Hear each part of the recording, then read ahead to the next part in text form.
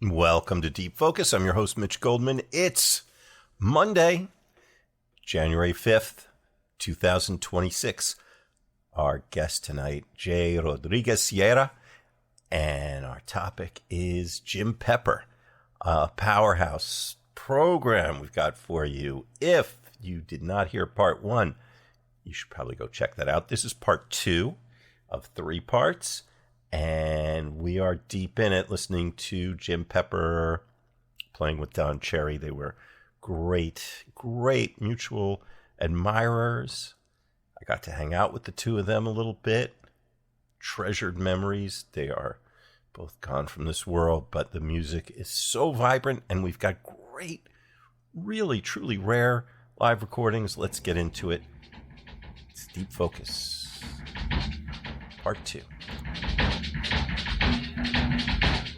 So yeah. So we're an hour into this show on Jim Pepper, and it just keeps getting better and better. So much fun. Should we play the rest of the set? Oh, let's go. Whatever you want to do. Okay. So once again, you're driving the bus. You're driving the bus. We talked about the Paul motion and that's coming. That's coming. Keep telling. It's going to be a surprise. Oh, you know me. I'm overzealous kind of dude. ADHD in the house. What's up? We are in Annecy, France, January 1981. Don Cherry and Jim Pepper leading this band. Cherry on trumpet. I'm guessing it's his pocket trumpet, and Dusan Gooney, his Hunter's guitar from Mali, and his vocals. You hear Cherry vocalizing, and you'll hear Jim Pepper vocals as well. And it says soprano saxophone. Is that what does it sound like? He's playing soprano on this, huh? Is it just soprano? Yeah, I don't know. I think I've heard some. I'm sure he sounds amazing. He does. This is not the steak story. No. Okay, no, just sorry. I'll leave that alone. We'll leave that alone. That's for another episode. Okay. But he plays the whole. Like you, he plays the whole family, right? Yeah. Ricky Cherry piano, Siggy Krantz on the bass, Hamid Drake playing the drums, and we're going back to the stage. It's I got to crank this up. I got this new engineer. I'm breaking in, and I don't know if it's working out. He's this new guy. Real know-it-all type. You know what I'm saying? He thinks he knows everything. Yeah. Hate that. It's WKCR live music from Don Cherry and Jim Pepper. WKCR.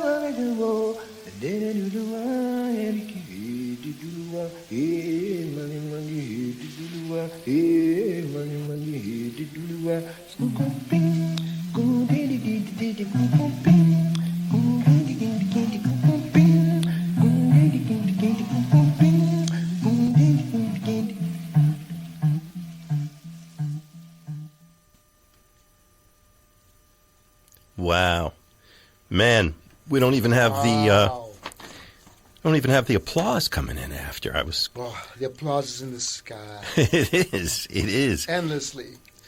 Wow. So we were in Annecy, France, January of 1981, and the show is called Deep Focus. I'm your host, Mitch Goldman. My guest tonight, Jay Rodriguez Sierra, and Jay, I'm so glad you brought our attention to Jim Pepper. Oh man, I'm so happy too. It was great.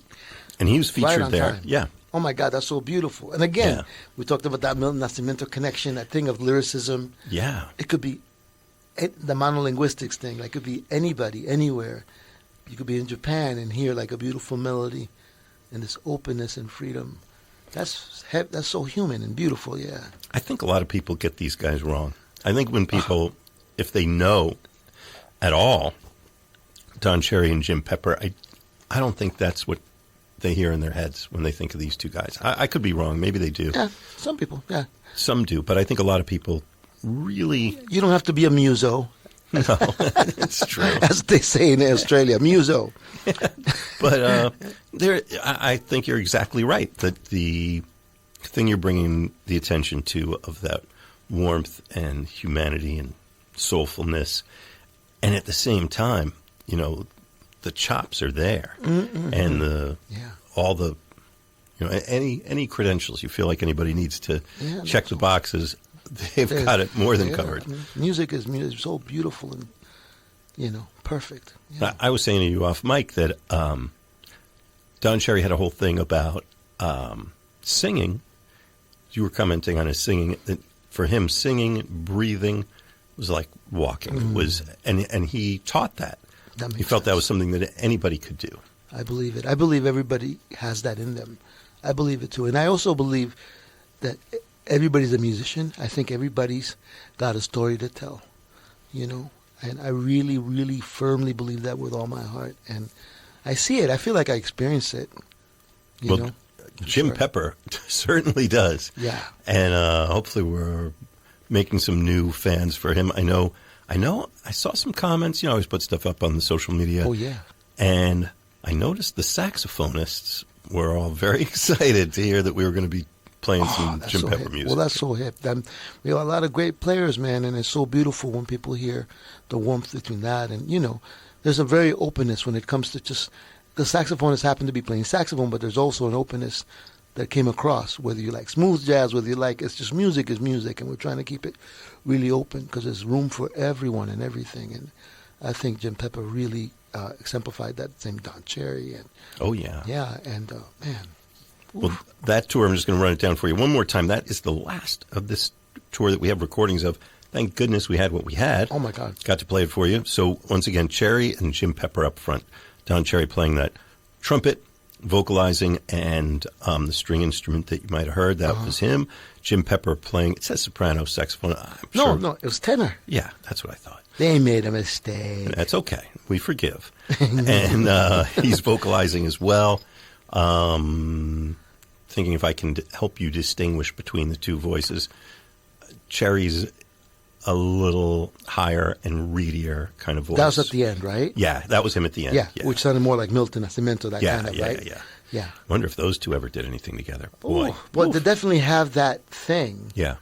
Both of them. And it's interesting how you hear the influences of the voices as the concert goes along between Jim Pepper and him. Like there's definitely this melodic quality that happens between them, and then when they play, you're like, oh, all right. Rhythm section was Ricky Cherry piano, Siggy Krantz on the bass, and Hamid Drake on the drums. We didn't talk about them very much, but they're obviously making a huge contribution. Yeah, Drake's still around, right? He plays with. He's around playing. Yeah, he's great. Don Cherry was loved playing with him. And anything else we want to say about this before we push ahead? I can't believe it. And you know, what year was that? 81? Yeah. I mean, come on. It sounds like it's stuff that people are doing now. And yeah, you were saying, you made an interesting comment. You could imagine this being sampled and restructured. being put, reusing, the Wu-Tang Clan or any artist that loves, beautiful things underneath could do this. We can, and we owe it to ourselves to educate others. I think the beginning of hip hop, they were listeners. Questlove will tell you they were listeners, and so in a weird way, when I started doing, I was more exposed to it when I started working with Groove Collective. Right. And then I started doing stuff Group with that Guru. you formed. Yeah, we co-formed. Like I was a co-founder, and then hearing Guru, some Jazzmatazz, and hearing how samples were being used, and so I was like, oh my God, okay, so these samples they're being used as educational tools. So people were being educated, from the Bronx to people were listening to stuff that their grandparents had, or blah blah blah, and then it made total sense, and it's so beautiful that we as human beings can do this, and so we got to continue this. Absolutely. Jay Rodriguez Sierra is my guest in the studio for Deep Focus. Jay, now this show, I'm happy to say, has a long tail life, so people might be listening to this on a day that's not January 5th, 2026. Yeah, of course. But that's when we were in the studio. And tomorrow, as we speak, so January 6th, 2026, you're doing a gig here in New York. Yeah, I'm playing at Smalls. And the sets are 6 and 7:30. And, I got into the whole, I have a harp player. I called Brandy Younger before, but I have her, one of her students, who's actually a really great student, pretty amazing, Verokina is her name. Verokina Spellman is a harpist. And the whole thing was getting the harp down. We're going to bring it. So, but of course, I started getting into listening to Alice Coltrane. Yeah. And of course, Brandy's coming from that, and I've known Brandy for a long time. And Timothy Angulo on drums, Martha Senator, who I co-host Listen and Be Heard with, a radio podcast dedicated to poetry and literature and Beyond Borders, with a co-host Judy Talaogan, who's American Indian, and we talk about the rights and humanity. Basically, it's the music of life. So basically, they're all connected. Well, Martha Senator is my guest versifier, as it were. Melissa Slocum is playing bass. A young lady, amazing trumpet player named Akili Bradley, young man, she's great, playing trumpet. And Andrew Drury, who's going to play percussion. And again, he's doing like the Warren Smith openness. The idea is like this. I think I came from this kind of school, and to be able to do that at Smalls and to have people like Spike or all of these venues open up and give us a chance to be able to expand and do these beautiful things is what it's all about. So hats off to Spike. We're going to work on the Village Vanguard. We're going to work on all those. That's Spike Wilner. Spike Wilner, yeah. But the idea is to do that. But yeah, tomorrow at 6 and 7:30, we're going to be doing new music. I wrote for harp, and Mike King was supposed to play piano. We're not sure. I don't know where he's at, but he might make. But nonetheless, it's going to be amazing music. The rehearsal went beautiful. Nice. I'm playing bass clarinet, flute. But now that I'm hearing Jim Pepper, and I think about Joe Lovano and all Radso Harris, I'm like, oh, this is going to be beautiful, because it's really apropos to openness and really putting that message, casting those beautiful spells of sound and love in these crazy times. Yes. And talk about humanity in New York. We're in New York. We're very lucky. Yes. And there's room for everybody, no matter what you believe in. Absolutely. There's respect and love and compassion. And musicians were safe. Noblest, what a noble thing. I could not agree more. I'm sure Don Cherry would be right there with you. I have no doubt. And so we're going to change gears a little bit. Our subject is still Jim Pepper. And as we said, we went into the WKCR archives and found another document to show his skills and power and gifts and love. And this one's another banger. What are we going to be listening to? Ooh, this is all we're doing. All right. This is. Let's do. We can start anywhere, right? Is this like in order? We have let's start Ed Schuler, huh? Ed Schuler. Oh, wow. Yeah, it's killing. Go ahead. You want to run it down? Who we got here? It's Paul Motion and Bill Frisell, which Joe Lovano, Jim Pepper. Oh, we just talked about that. And Jim Pepper's playing alto and it says SS soprano. Let's see. We don't know. This says SS, and then Ed Schuler on bass. Yes. Oh my God, that's going to be. I didn't realize. That's amazing. Let's just start with the first one. 5 miles to Rentham. Yeah, Rentham, I believe. I think that's in Massachusetts. Yeah, yes, it is. Oh, yeah. Okay, so this is, Paul Motion's listed as Paul Motion Quintet. I feel like this is a version of the Electric Bebop Band that Paul Motion worked with for several years around this time. Right. And is that two saxophone thing again? Yeah, two saxophone and guitar. And, wow, hip. Anything we want to tell them, or? No, I'm just excited to hear that. I did hear a little bit of this yesterday, and I was like, wow. Everybody shines. Now I want to play. All right. I remember why I do this. That's right. The show's called Deep Focus. I am your host, Mitch Goldman. Jay Rodriguez Sierra in the studio with me. He calls the tune tonight that Jim Pepper is the topic of Deep Focus. Yeah. And here he is with Paul Motion Quintet. This is 1983 in Bremen, West Germany on WKCR.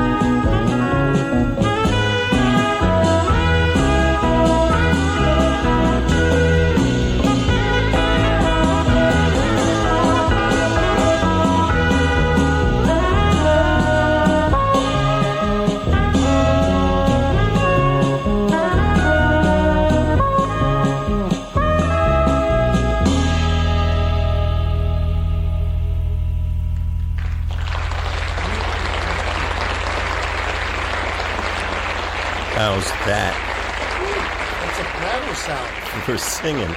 We're singing, man. Oh my God. Singing that song. Soprano. Oh my God. You're listening to Deep Focus on WKCR. Mitch Goldman.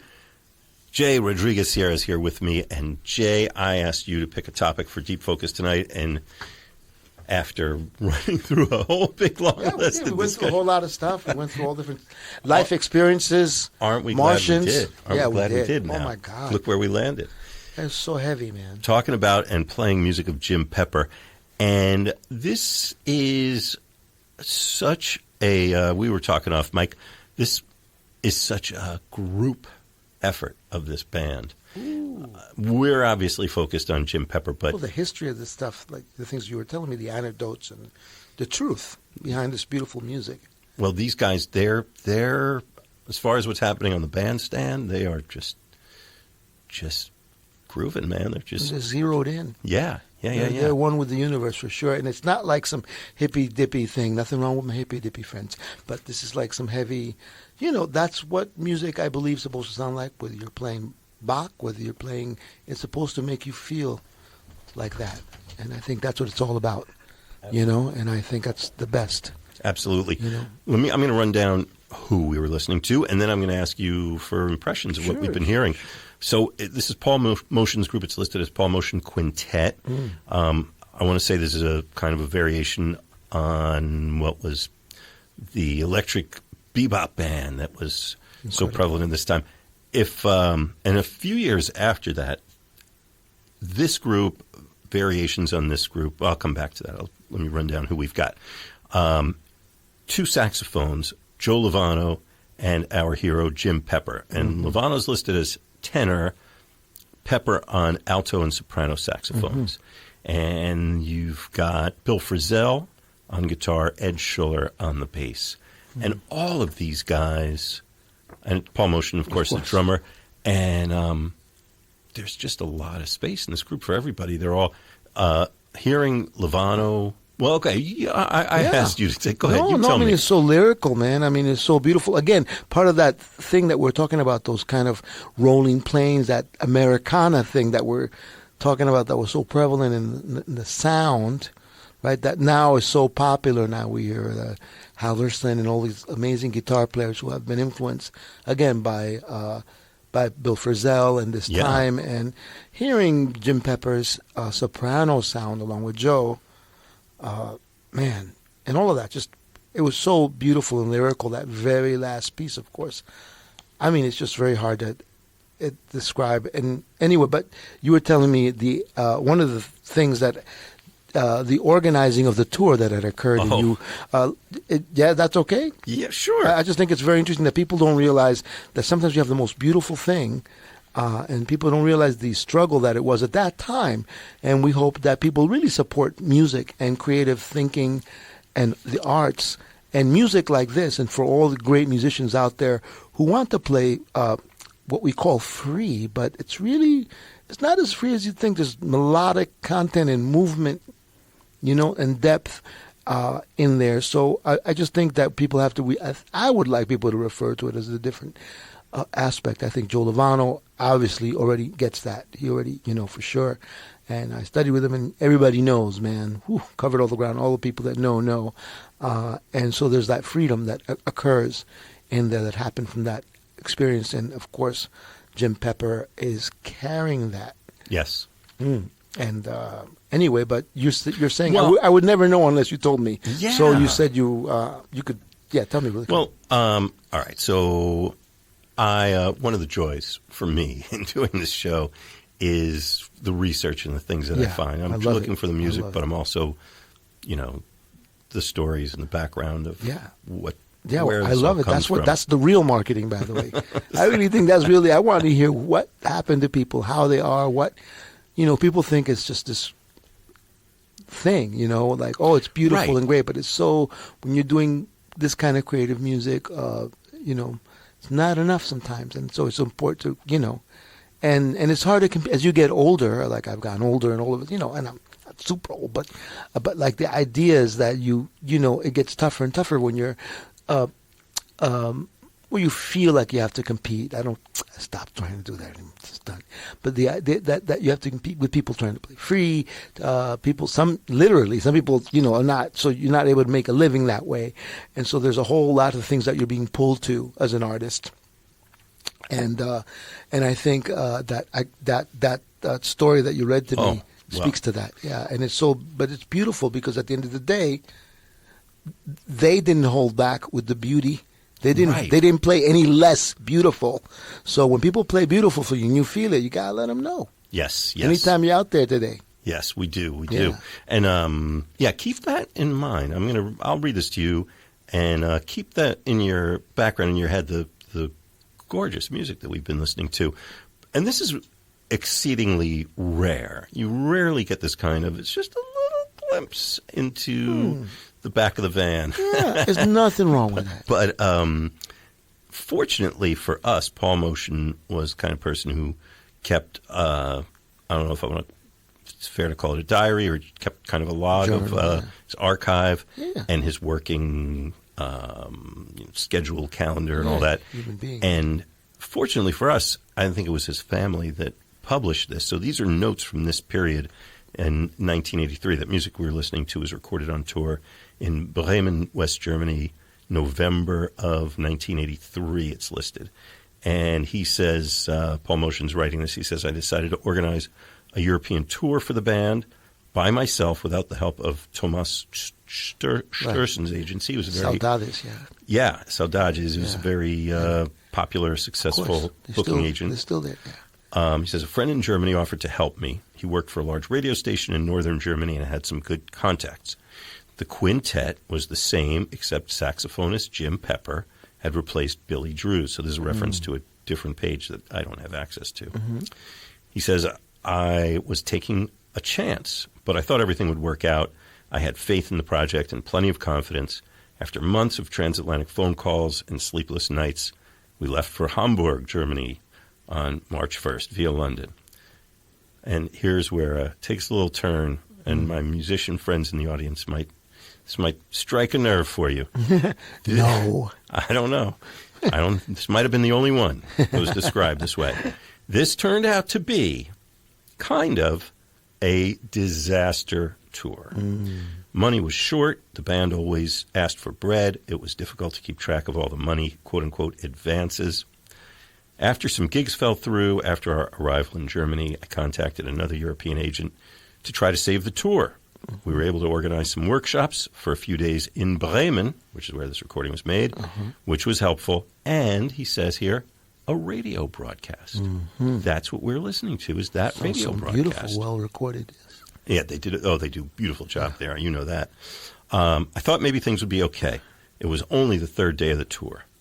And this trails out shortly, but he says, we took the train to Berlin. The gig in Berlin was at the club called Quasimodo. Right. I'm guessing that's a place you've been. I've been. Yeah, of course. What's the guy's name? Amedeo? Yeah, Amedeo, I think that was his name. Yeah. Great club, really cool club. Still hip, yeah. Your pal Prince loved doing after-hour shows there. That's right. I heard that's the place.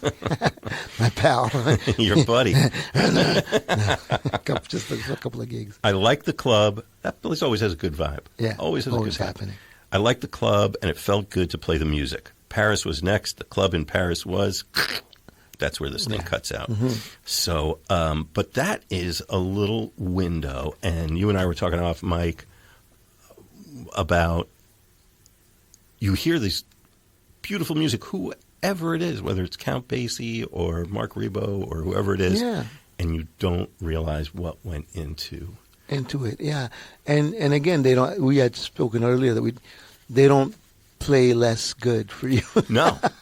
So that's the beautiful thing about art, and hats off. And we hope that that's what you support, whether you're seeing a painting, whether you're helping a little old man cross the street.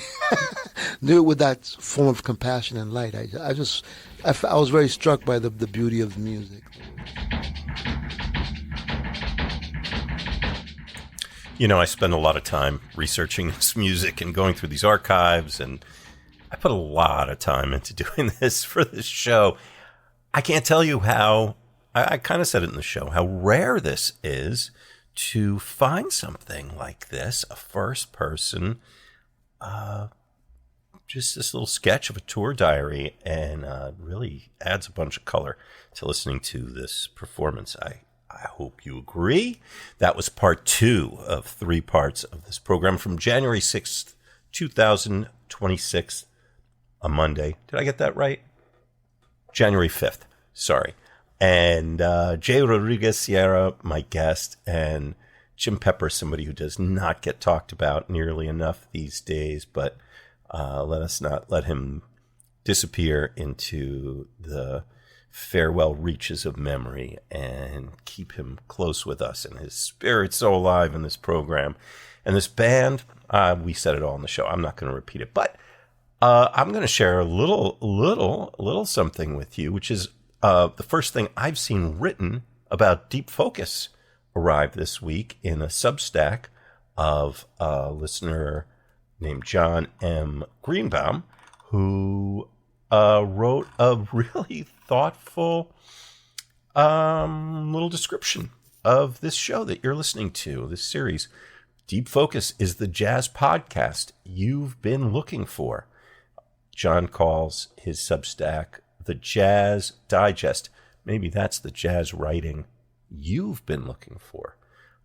If you don't know Substack, a lot of literature and criticism and all kinds of writing, and now other media as well, have gravitated there as the publishing world has seemingly collapsed on the creatives behind it. Not unlike part of what's happened in the music biz that we touch on from time to time. So yeah, if you're looking for somebody who's writing and thinking and talking about the music you love, check out the Jazz Digest. And John Greenbaum, who's also a radio host who's doing some really cool stuff. Take a look and a listen, and I think you might dig it. And you can find the article that I'm referring to. John's very thoughtful bit of analysis about this show and the world of jazz podcasts. It's really a treat for me to know that somebody's listening and thinking about this. You know, I'm really happy to do this show and put it out for you. I started doing the show primarily, more or less exclusively, for the listeners in the New York City area, my hometown. And now with this podcast, we're all over the world. I see numbers of how many people are listening. I don't really get a sense of who you are, where you are, how you listen, unless you tell me. And I love getting emails. deepfocusnow at gmail.com is the email address, deepfocusnow at gmail.com. And I see whenever, anybody who clicks a like or gives us 5 stars or whatever, we see that. I said last week that that a grand total of 52 people had clicked that they liked us on Apple Podcasts. It's 53 this week. I don't know who that was, the person. Maybe it was you. If it was you, thank you, because that is how this algorithm works. There are literally millions of podcasts, and that's how people find out about podcasts.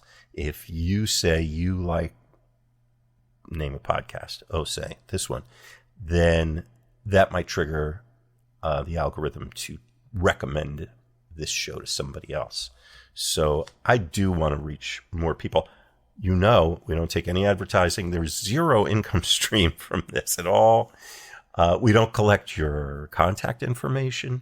We're not doing any of that stuff. So yeah, I'm going to ask one thing of you. Just tell somebody this week that you like this show, or click like, or do something to spread the word. And as long as I keep seeing that stuff, I will keep doing these shows. We have over 400 of them posted. Apple Podcast does not have all of them, but they're all at the hosting site, which is mitchgoldman.podbean.com. I gave a little explanation last time that you might get a little higher audio quality there, but if the convenience of the podcasting apps is better for you, do that. Whatever works. whatever you're doing. All right. I'm going to see you over at part 3. And, wow, I'm still struck by that story and having Paul Motion come to life and telling us about this very experience of being in Bremen and listening to that and creating that music. Okay. All right. You know what I'm saying. Okay. I'll see you over there. This is fun. Oh, and if you got it like that, if you want to help me pay for the cost of keeping this thing up and on the air and coming to you, you don't have to, but man, you could be a superstar for us. If you want to make a contribution, go to PayPal and that email address that I gave you, deepfocusnow@gmail.com. That's all you need to know at PayPal. And you can, anything you want to put in the pot is absolutely beautiful. And as I've said, there's no t-shirts, there's no tote bags, there's no coffee mugs, but a huge amount of appreciation. And I'll announce your name on here if you like. I'll be happy to do that because I really, really do welcome it. All right. See you on the next one.